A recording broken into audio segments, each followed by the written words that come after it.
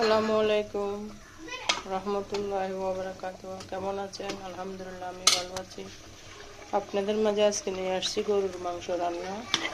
এগুলো সব একসাথে মেখে আধা ঘন্টা রেখে দিই, আধা ঘন্টা কি প্রায় 1 ঘন্টা রেখে গিয়েছিলাম আপনার। তারপর এখানে আনি বসাই দিছি চুলার মধ্যে, সব মেখে একসাথে ময় মশলা দিয়ে দিছি। দেখেন কষাইতেছি, পানি দিই নাই, শুধু হাত ধুয়ে পানি টুকু দিয়েছিলাম। কত পানি বাইর হয়েছে দেখেন, খুব সুন্দর কালার আসছে মাশাআল্লাহ, আলহামদুলিল্লাহ।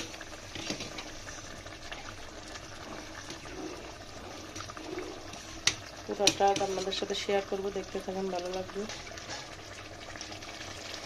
দেখুন মাংসটা প্রায় আধা ঘন্টা ধরে আমি কষাইতেছি, এখনো পানি শুকায় নাই, একদম স্লো করে দিছি।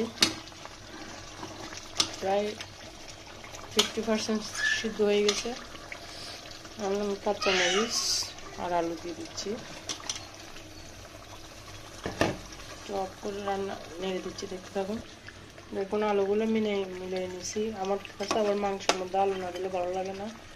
আলু ছিল না, আবার আমি একটু বাইরে গেছিলাম, কিনে নিয়ে আসছি আলু, এই আর কি। দেখুন সুন্দর মাশাআল্লাহ।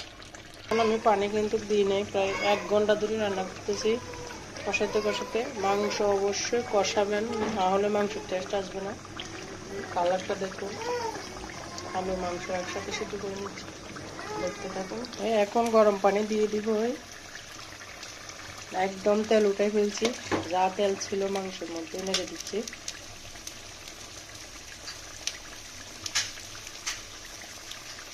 একদম তেল উঠে গেছে, গরম পানি দিয়ে দিচ্ছি।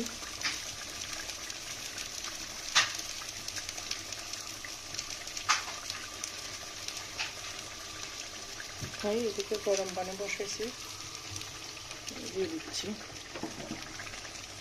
অবশ্যই মাংসের মধ্যে গরম পানি দিবেন।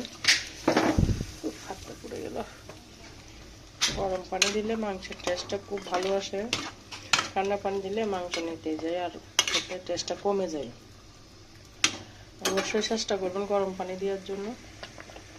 আমি তো সবসময় মাংসতে গরম পানি দিই, একটু পানি দিয়ে দিচ্ছি, ঝোলের পানি দিলাম, একটু ঝোল ঝোল করে রান্না করব। দেখতে থাকুন, পুরোটা দেখাবো আপনাদেরকে। আমার ভিডিওটা যদি এতটুকু একটু ভালো লাগে তাহলে একটা লাইক করবেন, নতুন হয়ে থাকলে আমার চ্যানেলে সাবস্ক্রাইব করবেন, কমেন্টস করবেন, প্লিজ সাবস্ক্রাইব করবেন নতুন থাকলে। ভিডিওটা সম্পূর্ণ দেখবেন, অবশ্যই ভালো লাগবে। দেখাবো সম্পূর্ণ। দেখুন ধনে পাতা দিয়ে দিচ্ছি, আমার রান্নাটা হয়ে গেছে। আসসালামু আলাইকুম রহমতুল্লাহি ওয়া বারাকাতুহু। ভালো থাকবেন, আল্লাহ হাফেজ।